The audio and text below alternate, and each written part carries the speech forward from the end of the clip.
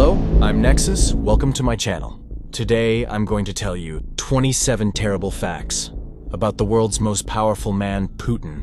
Before moving on to the video, don't forget to like the video, subscribe to my channel, and comment. If you're ready, let's get started. At the end of each year, Forbes magazine publishes a list of the world's most powerful people. This list is created by considering the leader's popularity, resources, and influence on global events. Considering all these factors, Angela Merkel is in third place on the current list. Donald Trump is in second place, and Vladimir Putin is in first place. This is surprising because as of 2013, Russia's population is 145 million. This is a bit surprising. When compared to other large populated countries like the United States or India and China, Russia may be economically powerful, but it's nowhere near the 12th most powerful country in the world in terms of gross domestic product. So why is Putin so powerful? How did he rise from a simple life to become the world's most powerful man? And how does this powerful man affect our lives? Let's see together. Putin was born in 1952 in what is now St. Petersburg. His father was a factory worker who died young. More than 1 million people in his hometown died of starvation. From an early age, he was inspired by Soviet spy films and wanted to become a spy for the KGB, the Soviet intelligence agency. He studied law at St. Petersburg State University and later worked as a secret agent for the KGB in Germany, taking an active part in the uprisings that led to the collapse of the socialist East Germany. When the Berlin Wall fell on November 9, 1989, he burned the secret KGB files to prevent them from falling into German hands. In the meantime, Soviet Russia was divided into 15 new countries. In Putin's eyes, the Russians had lost 2 million square meters of territory. Then, in the fall of the greatest geopolitical catastrophe of the century, he was forced to privatize and sell all public enterprises. And all these companies were transferred to a few extremely wealthy individuals, known today as the Russian oligarchs. The new Russian state was going through difficult times in terms of state formation. The first president, Boris Yeltsin, was disliked for collaborating with the West, and, as if that were not enough for being an alcoholic, the Russians thought he was a puppet and a buffoon of the West. He gave political power to the oligarchs and led them to gain more power. While all this was happening, Putin returned to his country. He entered politics and got a lot of promotions. He gained the trust of Boris Yeltsin.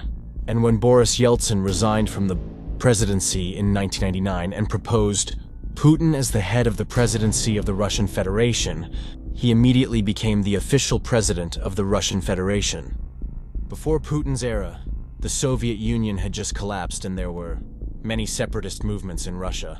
In order to control it more easily, he reorganized Russia's 89 federal regions into 7 administrative regions. He changed the system so that the local governments of these regions would no longer be directly elected by the people, but would be appointed by himself. Although all these personal decisions were seen as contrary to democracy, such behavior actually made him even more popular in Russia. Putin analyzed that many Russians wanted someone strong who would bring Russia back to its former power. He knew that the people wanted to regain their pride and identity. In 2000, he brought back the old Soviet anthem, although it was criticized by the elites and the lyrics were slightly different. We can see how inequality worsened and the economy collapsed after the collapse of the Soviet Union. This is where Putin entered politics. Putin fell like an iron fist on the oligarchs and mafias and quickly suppressed the oligarchs under his own rule. Those who supported Putin were rewarded. Those who did not were punished. Once he had absolute power, he would bind the oligarchy's leaders to himself and to Russia by force. So much so that 5 of the 10 largest Russian companies are either completely state-owned or the state is the largest shareholder in these companies. He also took control of Russian television as soon as he took office in 2000. All news centers became state-owned propaganda machines, and this regime always started telling stories about how strong a leader he was. He was interested in animals and children for his image.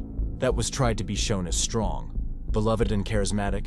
He was very careful when posing and often acted as if he had stepped into someone else's profession and achieved incredible successes. While training black belt judo jump, Putin helped take a skin sample from a whale while taking part in the examination of a sunken ship found in the Gulf of Finland. while taking part in the measurement of the height of a polar bear during a scientific study, while participating in scientific studies for the protection of a rare species of crane, while flying a glider, riding a motorcycle with a motorcycle gang, while doing target practice, while participating in Formula One racing, while riding a horse, while playing OK, while fishing, while hunting, while swimming, while showing compassion and singing. No one is as familiar and popular as Putin in this country. The message that Russians understood from these was that Putin was an incredibly strong, macho and impressive, real and ideal Russian man. The message sent to the country's elite was that I own these places. There is no need to worry that the country will slip away from my hands. I am healthy, I am strong, and everything will be fine. With these characteristics, Putin is the most sympathetic foreign leader in the world. There was increasing violence and insurgency in Chechnya, an unofficially separated region from Russia during the post-Soviet chaos. Chechen warlords were advancing into Russian territory and bombing its borders. A series of deadly bombings killed more than 300 people in several Russian cities, including Moscow. Putin, who has a KGB background, took a tough stance and was ruthless towards the Chechens, declaring, "I will destroy you all. I will kill my own people for this, even my children." He launched a devastating war that targeted the Chechen capital Grozny, killing an estimated 80,000 civilians, and in less than a year, Russia had taken control of Chechnya, with Putin's approval ratings rising from 10% before the bombings to 45% after them, thus confirming his dominance. Although journalists later revealed evidence that Russian security services in Moscow may have been complicit in the bombings, a closed state investigation would soon dispel any notions to the contrary. Now Putin was free to take his vision beyond Russia's borders, first educating the oligarchs, then the elites, and then the people. Up until then, relations with the US had been relatively good, but even if Putin was on holiday when George Bush wrote, things were about to change. In August 2008, Russia invaded Georgia, a former Soviet republic, in a show of force, cutting off all internet access to the country, and annexed 2 parts of Georgia to the world's ire. While Russia is incredibly large, but its access to the oceans is limited. The ancient ocean freezes for about 6 months each year. Although Russia has access to the Black Sea, it is still dependent on Turkey, which controls the Bosphorus Strait leading to the Mediterranean.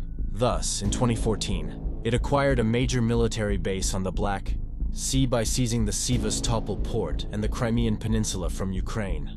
In the Middle East, the US is sending weapons and warplanes in support of dictator Bashar Assad's bloody civil war in Syria in order to weaken rival regional countries such as Turkey. The Putin regime is also conducting propaganda campaigns in support of extremist candidates in European countries.